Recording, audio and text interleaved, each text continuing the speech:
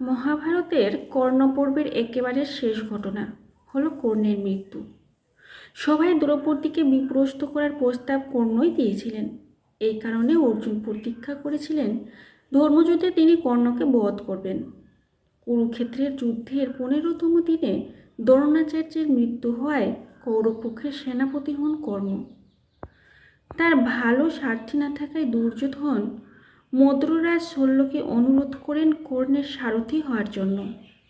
এ কথা শুনে শল্য শর্ত দেন, যুদ্ধ চলাকালীন তার যা ইচ্ছা হবে তাই তিনি কর্ণকে বলবেন, তার কথার কোনো প্রতিবাদ কর্ণ করতে পারবেন না। এই শর্তে যদি কর্ণ রাজি থাকেন তবেই মদ্রাজ কর্ণের সারথি হবেন। এই প্রস্তাবে কর্ণ রাজি হয়ে শল্যকে রথে তুলে নিয়ে যুদ্ধক্ষেত্রে প্রবেশ করলেন। কিন্তু শল্য কৃষ্ণ ও অর্জুনের ক্ষমতার উল্লেখ করে বারবার কর্ণকে ব্যঙ্গ করতে লাগলেন। কারণ যুদ্ধের আগে তিনি যুধিষ্ঠিরকে কথা দিয়েছিলেন যে যেভাবেই হোক যুদ্ধের সময় তিনি কর্ণের মনোবল ভেঙে দিবেন। এই প্রতিজ্ঞা রাখার জন্য শল্য বারবার কর্ণকে ভয় দেখাতে ও উপহাস করতে লাগলেন। এই ঘটনায় কর্ণ কিছুটা বিচলিত হলেন, তবুও তারপরে 2 দিন তিনি সমস্ত শক্তি দিয়ে যুদ্ধ করলেন। পাণ্ডব পক্ষের অসংখ্য সৈন্য তার হাতে মারা গেল। বড় যোদ্ধাদের অনেকেই তার কাছে হেরে গেলেন। 17 দিনের প্রথম ভীমের হাতে দুঃশাসনের মৃত্যু হয়। তা দেখে দুর্যোধনের 10 ভাই একসঙ্গে এসে ভীমকে আক্রমণ করলে ভীম আঘাতে তাদের বধ করেন। তখন কর্ণের ছেলে বৃষসেন পাণ্ডবদের সঙ্গে যুদ্ধ করতে এলে অভিমন্যুর মৃত্যুর প্রতিশোধ নেওয়ার জন্য অর্জুন তাকে হত্যা করেন। ছেলের মৃত্যু হওয়ার রাগে পাগল হয়ে গিয়ে কর্ণ অর্জুনকে আক্রমণ করলেন। প্রাচীন যুগে যেমন দেবরাজ ইন্দ্র ও বৃত্তাসুরের মধ্যে তুমুল যুদ্ধ হয়েছিল, ঠিক সেরকমই বিশ্বের 2 শ্রেষ্ঠ ধনুধারীকে যুদ্ধ করতে দেখে পৃথিবীর সমস্ত জীব 2 ভাগে ভাগ হয়ে যায়। 2 বীরের পক্ষ নিল। নক্ষত্র, আকাশ, পৃথিবী, নদী, সমুদ্র, পর্বত, গাছপালা, উপনিষদ, উপবেদ, মন্ত্র, ইতিহাসের সমেত 4টি বেদ, বাসুকী প্রভৃতি, নাগেরা, মাঙ্গলিক, পশু পাখি, সূর্যদেব ছাড়া সব দেবতাদের সঙ্গে দেবশ্রী, ব্রহ্মশ্রী ও রাজশ্রীরা অর্জুনের পক্ষ নিলেন। অসুর, রাক্ষস, প্রেত, পিশাচ ইত্যাদি অশুভ শক্তি, বৈশ্য, শূদ্র, সুত ও শঙ্কর জাতি, শিয়াল, কুকুর প্রভৃতি পশু এবং দেবতাদের মধ্যে সূর্যদেব কর্ণের পক্ষ নিলেন। কর্ণ ও অর্জুন একে অপরের দিকে নানা রকম ভয়ানক মহাস্ত্র ছুঁড়তে লাগলেন। 2 পক্ষেরই হাতি, ঘোড়া, রথ ও পদাতিক সৈন্য ধ্বংস হতে লাগলো।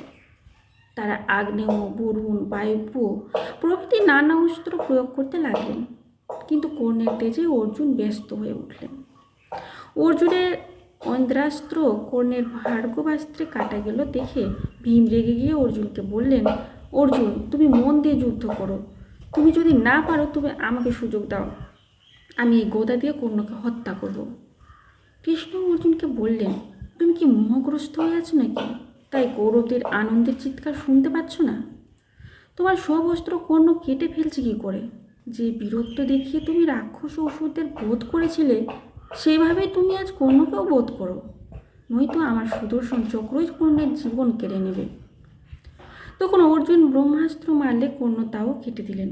তাই দেখে অর্জুন কৃষ্ণের অনুমতি নিয়ে আরেকটি দিব্যাস্ত্র প্রয়োগ করলেন। এই ভয়ানক অস্ত্রের আঘাতে বহু যোদ্ধার মৃত্যু হলো। এই সময় যুধিষ্ঠির সোনার কবচ পরে কর্ণ অর্জুনের যুদ্ধ দেখতে রণক্ষেত্রে এলেন। হঠাৎ অর্জুনের ধনুকের গুণ ছিঁড়ে গেল। সেই ফাঁকে কর্ণ অসংখ্য ক্ষুদ্র ও নারাজ বাণ দিয়ে কৃষ্ণ অর্জুনকে ক্ষতবিক্ষত করলেন। কিন্তু অর্জুন মুহূর্তের মধ্যেই ধনুকে নতুন গুণ চড়িয়ে বাণে বাণে আকাশ অন্ধকার করে ফেললেন এবং কর্ণের চক্ররক্ষক, পাদরক্ষক, অগ্ররক্ষক ও পৃষ্ঠরক্ষক যোদ্ধাদের ধ্বংস করে দিলেন। অবশিষ্ট যোদ্ধারা তখন কর্ণকে ফেলে পালাতে লাগলেন। দুর্যোধনের অনুরোধেও তারা যুদ্ধক্ষেত্রে রইলেন না। খাণ্ডব দাহনের সময় অর্জুন যার মাকে হত্যা করেছিলেন, তক্ষক নাগের ছেলে সেই অশ্বসেন এই 2 দিন পাতালে লুকিয়েছিল। কর্ণ অর্জুনের যুদ্ধের খবর পেয়ে সে মায়ের মৃত্যুর প্রতিশোধ নেওয়ার জন্য পাতাল থেকে উঠে এসে অর্জুনকে মারার উদ্দেশ্যে এক ভয়ঙ্কর বাণের রূপ ধারণ করে তুনে প্রবেশ করল। এই ঘটনা দেখে ইন্দ্র ও লোকপালেরা হাহাকার করে দিলেন। কর্ণ অশ্বসেনকে না দেখেই সেই বাণ অর্জুনের দিকে ছুড়লেন। তখন কৃষ্ণ তার পায়ের চাপে অর্জুনের রথকে মাটিতে এক হাত বসিয়ে দিলেন। রথের ঘোড়াগুলি হাঁটু ভাঁজ করে রইল, ফলে কর্ণের বাণ লক্ষ্যভ্রষ্ট হলো।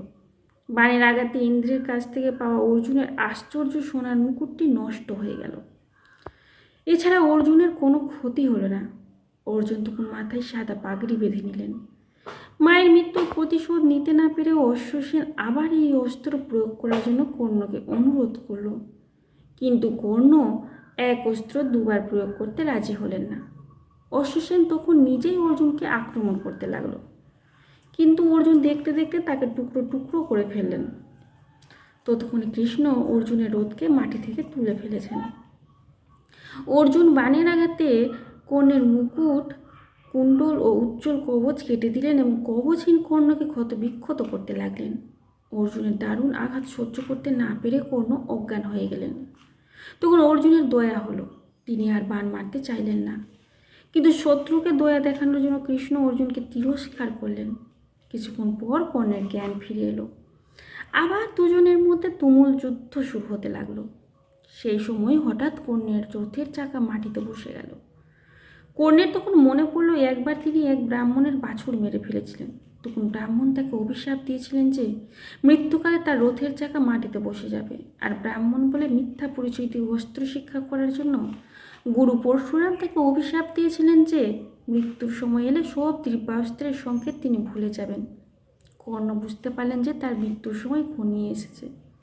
তিনি কোনো অস্ত্রের সংকেত মনে না করতে পেরে হাত জোর করে অর্জুনকে অনুরোধ করলেন, অর্জুন, তুমি তো খুব ধার্মিক, দয়া করে একটু উপেক্ষা করো, আমার রথের চাকাটিকে তোলার মতো সময় দাও। একথা শুনে কৃষ্ণ বললেন, সুতপুত্র, বড় ভাগ্য যে তোমার ধর্মের কথা মনে পড়েছে, কিন্তু যখন পাণ্ডবদের পুড়িয়ে মারার পরামর্শ দিয়েছিলে, দ্রৌপদীকে সবাই এনে অপমান করেছিলে, ছল করে মহারাজ যুধিষ্ঠিরের সম্পত্তি কেড়ে নিয়েছিলে, তখন তোমার ধর্ম কোথায় ছিল? এখন আর ধর্ম ধর্ম চিৎকার করে কোনো লাভ হবে না।